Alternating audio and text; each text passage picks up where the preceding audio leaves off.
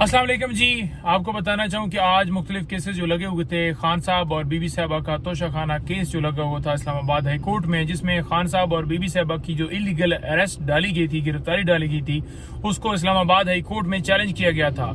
उसके ऊपर हमने बड़ा वाजिया कहा कि चीफ जस्टिस आमर फारूक साहब हमारा केस ना सुने। आज एक खुशाइन बात हुई कि वो उस बेंच का हिस्सा नहीं थे और आज उस केस की सुनवाई हुई। जब सुनवाई हुई तो उसमें आज अदालत ने, मोअज़्ज़ज़ अदालत ने क्या किया कि नोटिस फरमा दिए। कब के लिए? 8 तारीख के लिए नोटिस हो गए हैं। तो अब इसके ऊपर दूसरी तरफ से भी दलाइल दिए जाएंगे और हम अपना मौकफ रखेंगे कि किस तरह गैर कानूनी गिरफ्तारी जो है खान साहब और बीबी साहबा की गई। नंबर 1। नंबर 2 ये है कि रऊफ हसन साहब और दीगर हमारे स्टाफ के लोग जो हैं वो जो सारे गिरफ्तार किए गए थे, जिनके ऊपर एक झूठा मुकदमा बनाया गया था, वो तमाम के तमाम जो लोग हैं उनके हवाले से जो हमने पोस्ट अरेस्ट बेल्स फाइल की थी वो अल्हम्दुलिल्लाह कंफर्म हो गई हैं। उनकी जमानत जो है वो हो गई है और मुचलके जो हैं वो उन्होंने कहा है कि आप जमा करवाएं और रिहाई के अहकाम जो हैं अदालत ने फरमा दिए हैं। लेकिन बाकी तमाम की हद तक तो कोई इस वक्त हमें सामने केस से नहीं है कि उनके अंदर कोई रिहाई के अंदर कोई हर्डल हो। लेकिन रऊफ साहब के ऊपर एक और मुकदमे के अंदर से उन्हें नॉमिनेट किया गया था। सीटीडी के अंदर एक मुकदमा दर्ज किया गया था। जो वकास जंजुआ साहब हैं, हमारे इंटरनेशनल मीडिया के कोऑर्डिनेटर के कलदम तंजीमों से ये मवाद खरीदते हैं और ये उनके ऊपर एक मुकदमा था और उसमें इनको इम्प्लीकेट किया गया था कि 3 लाख रुपए इन्होंने दिए है मवाद खरीदने के लिए। तो वो जो मुकदमा है उसके अंदर फिजिकल रिमांड इनका चल रहा है, जो कल खत्म होगा। तो लिहाजा जब रिमांड खत्म होगा तो बेल फाइल होगी और उनकी बेल जो है उस मुकदमे में हो सकेगी और रिहाई का आगे मामला बढ़ेगा। नंबर 3 बात यह है कि वकास जंजुआ को आज जुडिशियल कर दिया गया है। FIA के मुकदमा जो इनके ऊपर दर्ज किया गया था रऊफ हसन और तमाम स्टाफ के ऊपर, उसमें उसे भी नॉमिनेट किया गया था। तो उसकी जो है वो फिजिकल रिमांड की सजा की गई थी, लेकिन अदालत ने उसे जुडिशियल कर दिया है। अब बेल की तरफ मामला बढ़ेगा। झूठे मुकदमात बना रहे हैं, लोगों को उठा रहे हैं। कोई स्टाफ है, कोई कोऑर्डिनेटर है, कोई चाय वाला है, कोई फोटो बनाने वाला है। तो इस तरह के मुकदमात हैं जी।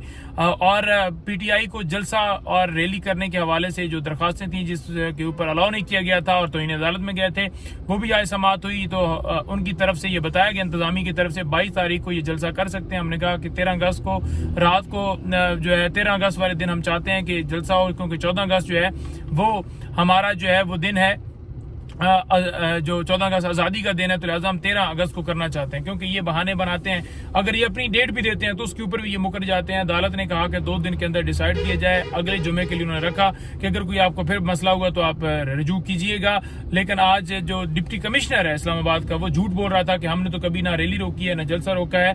और अदालत ने जो है उसे कहा कि आपको आशीर्वाद दी जाती है, आपकी जो है आपको अप्रिशिएट किया जाता है जब आप इनकी दरखास्तें खारिज करते हैं। आप जिनको जो है वो मंशा, जिनकी मंशा के ऊपर और जिनको खुश करने के लिए दरखास्तें खारिज करते हैं, तो वो सिर्फ और सिर्फ उनकी खुशी के लिए आप किसी पार्टी को जलसा और रैली करने की इजाजत नहीं दे रहे। तो वो एक किस्म का वहां पर जो है डिप्टी कमिश्नर भी वो भी एक्सपोज हुआ है। रियासत तो सारी एक्सपोज हो चुकी है जो जुल्म जबर कर रही है, जो सारे मामला कर रही है। और अस्सलाम वालेकुम जी। आपको बताना चाहूँ कि आज मुख्तलिफ केसेस जो लगे हुए थे, खान साहब और बीबी साहबा का तोशा खाना केस जो लगा हुआ था इस्लामाबाद हाई कोर्ट में, जिसमें खान साहब और बीबी साहबा की जो इलीगल अरेस्ट डाली गई थी, गिरफ्तारी डाली गई थी, उसको इस्लामाबाद हाई कोर्ट में चैलेंज किया गया था। उसके ऊपर हमने बड़ा वाजिया कहा कि चीफ जस्टिस आमर फारूक साहब हमारा केस ना सुने। आज एक खुशाइन बात हुई कि वो उस बेंच का हिस्सा नहीं थे और आज उस केस की सुनवाई हुई। जब सुनवाई हुई तो उसमें आज अदालत ने, मोअज़्ज़ज़ अदालत ने क्या किया कि नोटिस फरमा दिए।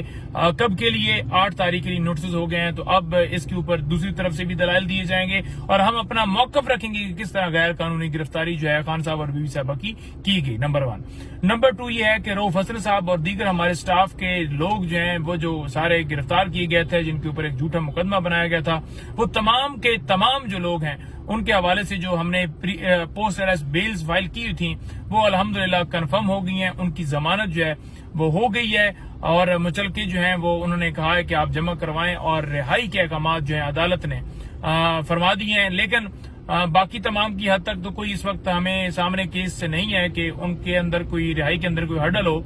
लेकिन रऊफ साहब के ऊपर एक और मुकदमे के अंदर से उन्हें नॉमिनेट किया गया था। सीटीडी के अंदर एक मुकदमा दर्ज किया गया था। जो वकास जंजुआ साहब हैं, हमारे इंटरनेशनल मीडिया के कोऑर्डिनेटर के कलदम तंजीमों से ये मवाद खरीदते हैं और ये उनके ऊपर एक मुकदमा था और उसमें इनको इम्प्लीकेट किया गया था कि 3 लाख रुपए उन्होंने दिया है मवाद खरीदने के लिए। तो वो जो मुकदमा है उसके अंदर फिजिकल रिमांड इनका चल रहा है, जो कल खत्म होगा। तो लिहाजा जब रिमांड खत्म होगा तो बेल फाइल होगी और उनकी बेल जो है उस मुकदमे में